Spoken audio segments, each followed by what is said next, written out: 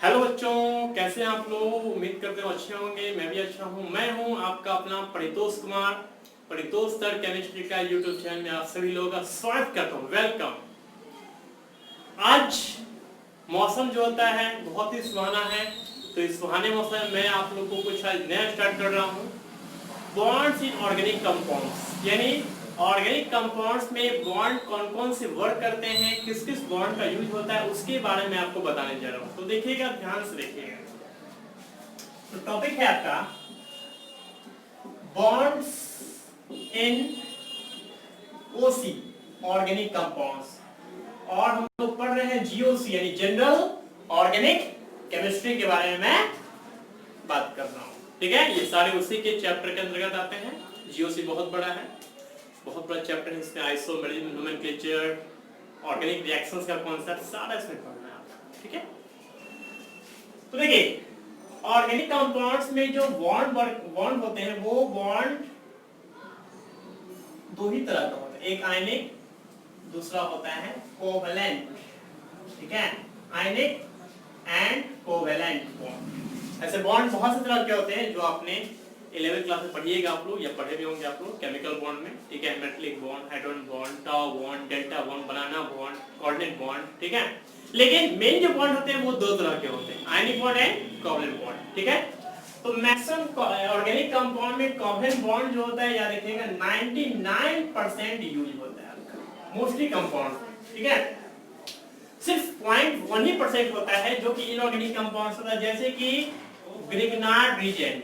ठीक है, जो बोलते हैं कि इसको RMGX को, क्योंकि ग्रेनाडियम में क्या होता है कि मेटल का यूज होता है। ठीक है, मैं बताऊंगा आपको क्या होता है ये। ठीक है, इस रिएजेंट का यूज करके बहुत से ऑर्गेनिक कंपाउंड को बनाया जाता है। ठीक है, जिसमें कुछ मेटल होते हैं, तो मेटल क्या होता है, तो मेटल में क्या होता है, वो आयनिक बॉन्ड बनता है।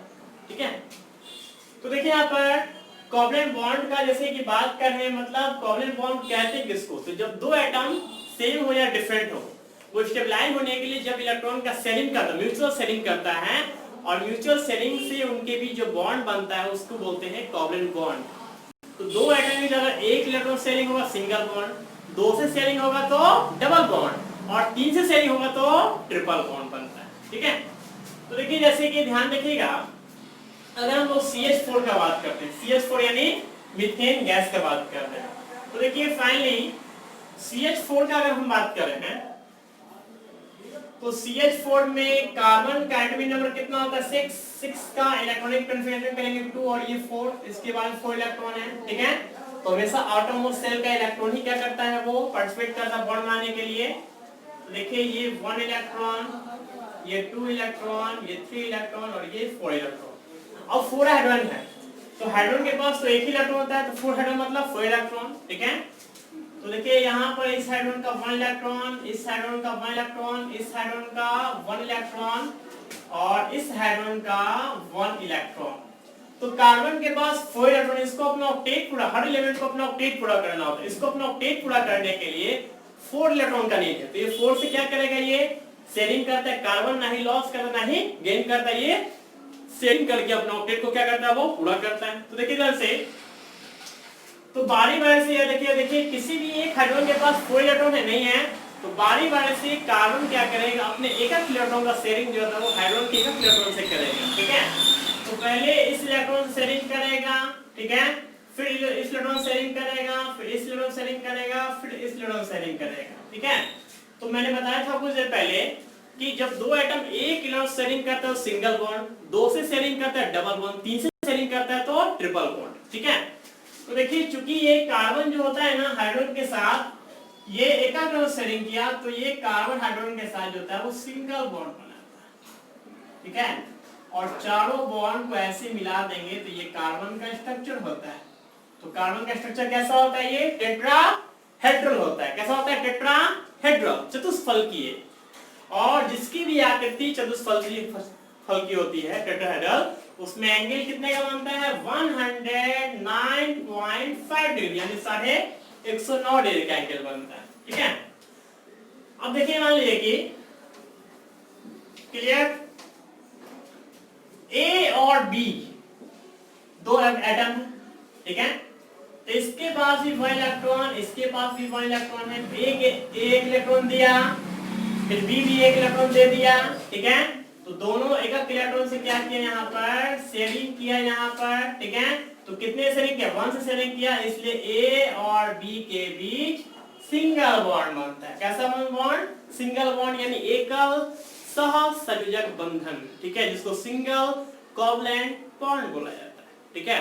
2 से करेगा तो डबल कोवलेंट बॉन्ड, 3 से करेगा तो ट्रिपल कोवलेंट बॉन्ड, ठीक है। अब देखिए यहाँ पर आयनिक बॉन्ड का बात करें तो आयनिक बॉन्ड का मतलब कि जब दो एटम, ठीक है, दो एटम में इलेक्ट्रॉन का ट्रांसफर होता है, इलेक्ट्रॉन का स्थानांतरण होता है, तो इलेक्ट्रॉन के ट्रांसफर से जो बॉन्ड बनता है उसको क्या बोलते हैं, आयनिक बॉन्ड, जिसमें एक देने वाला होता है एक लेने वाला। तो जो देता है उसको डोनर बोलते हैं, जो लेता है उसको एक्सेप्टर बोलते हैं। जो देने वाला इलेक्ट्रॉन उस पर चार्ज प्लस, जो लिया उस पर चार्ज माइनस, ठीक है। जो लॉस करेगा उस पर चार्ज प्लस, जो गेन करेगा उस पर चार्ज माइनस। तो कब कौन लेगा कब कौन देगा, ठीक है, मतलब इलेक्ट्रॉन। तो जिसके बाहर में 1 से 3 के बीच इलेक्ट्रॉन होगा वो इलेक्ट्रॉन क्या करेगा, लॉस करेगा, त्याग कर देगा, ठीक है। और बाहर में 5 से 7 रहेगा वो क्या करेगा, गेन करेगा, गेन मतलब ग्रहण करेगा वो इलेक्ट्रॉन, ठीक है। जैसे यहाँ देखिएगा ध्यान से कि ए के पास 1 इलेक्ट्रॉन, बी के पास मान लीजिए कि 7 इलेक्ट्रॉन, तो बताइए ए वाला बी को देगा कि बी वाला को देगा, ज्यादा किसके पास, ए के कि बी के पास, बी के पास है, ठीक है।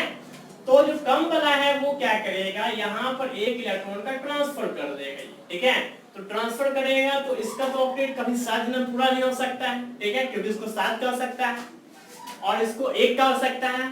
तो एक वाला क्या करेगा, 7 वाले को दे देगा, उसका कोई काम ही नहीं है, ठीक है।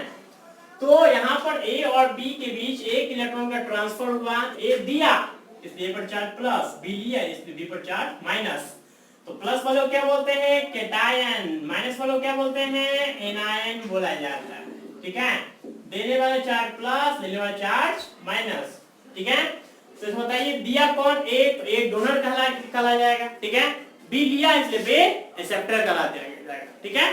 तो जब दो एटम के बीच इलेक्ट्रॉन का ट्रांसफर होता है तो इलेक्ट्रॉन के ट्रांसफर से स्थानांतरण से जो बॉन्ड बनता है उसको क्या बोलते हैं, आयनिक बॉन्ड। क्यों बोलते हैं आयनिक बॉन्ड, इसलिए क्योंकि जब इलेक्ट्रॉन का ट्रांसफर होता है तो ट्रांसफर से आयनों का फॉर्मेशन होता है, इसलिए उनके बीच जो बॉन्ड बनता है उसको आयनिक बॉन्ड के नाम से जानते हैं, ठीक है।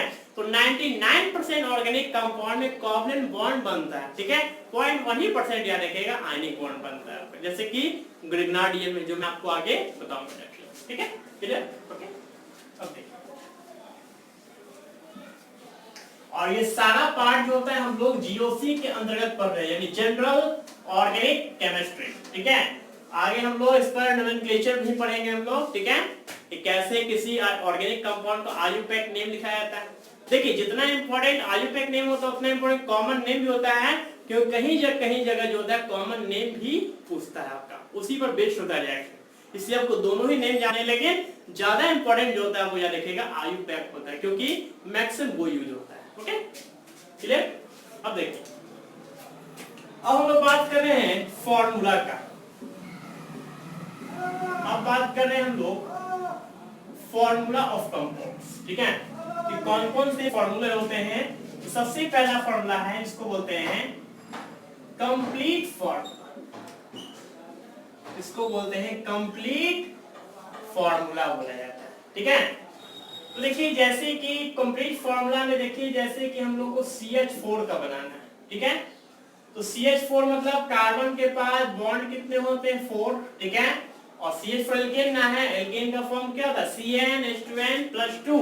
तो n के जगह पर 1 रखेंगे तो क्या बन जाएगा, CH4, ठीक है, CH4, ओके। तो देखिए यहाँ पर अब यहाँ बिगाड़ी वाला काम करना है, सब जगह हाइड्रोजन को यहाँ पर प्रोडक्ट देना, ठीक है।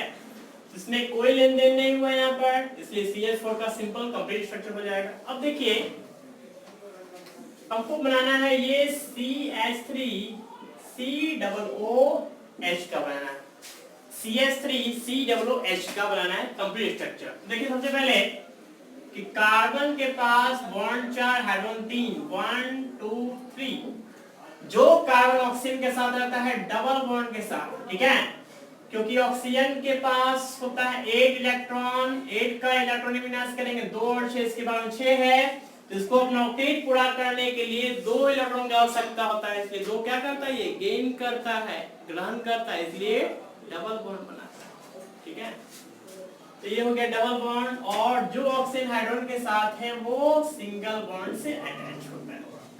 ठीक है, सिंगल बॉन्ड से ये अटैच होता है, यानी OH। ठीक है, अब 2 बॉन्ड तो पहले से है। ठीक है, तो इसका जो लोन पे इलेक्ट्रॉन जो बच जाता है ना, वो यहाँ पर क्या करते हैं, डॉट के माध्यम से क्या करते हैं, डॉट यूज करके इसको शो किया जाता है, यानी फाइनली क्या हो जाएगा, ये 2 इलेक्ट्रॉन्स। ठीक है, अब ऑक्सीजन का तो याद रखिएगा 2 2 4 इलेक्ट्रॉन्स, कुछ नहीं, यहाँ पर सिंगल इलेक्ट्रॉन है, तो यहाँ पर क्या करेंगे, इसका भी 4 इलेक्ट्रॉन यहाँ पर इस डॉट से क्या करते हैं, दिखाया जाता है। ठीक है, तो ये इसका कंप्लीट क्या हो जाएगा, स्ट्रक्चर क्या होता है, ये शो होता है।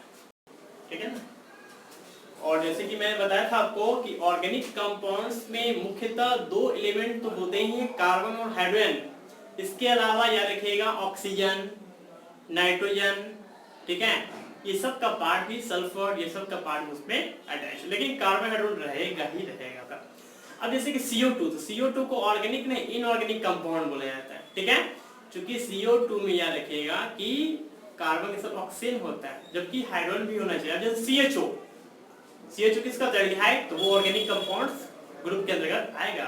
ठीक है, यानी अकेले याद रखिएगा CO के साथ रहेगा तो इनऑर्गेनिक कंपाउंड्स कहलाएगा।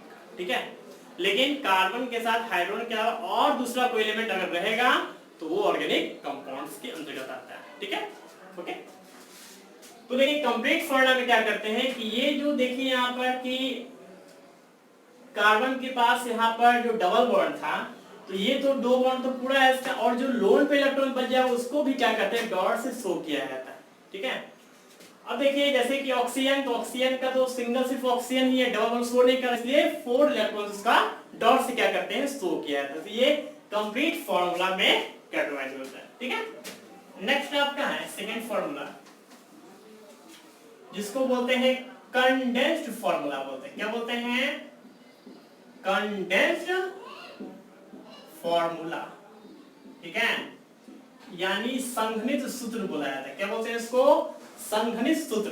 ठीक है, जैसे कि देखिए यहाँ पर C2H6 है, तो इसमें क्या करते हैं, पहले कार्बन को डिस्ट्रीब्यूट करते हैं, सेपरेट किया जाता है, फिर 6 हाइड्रोजन को 2 पार्ट में बांटना है, कितना बटेगा, CH3 और ये CH3।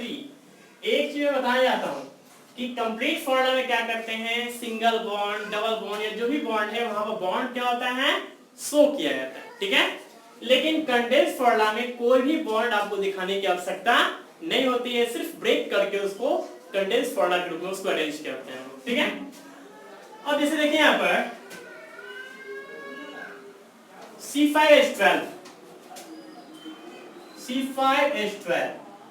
तो C5H12 मतलब 1 2 3 4 5। ठीक है, तो पहले क्या करेंगे, फर्स्ट और लास्ट कार्बन को 3 3 यानी CH3 एंड CH3। ठीक है, और फिर हाइड्रोजन को डिस्ट्रीब्यूट करेंगे, 6 बच गया यानी CH2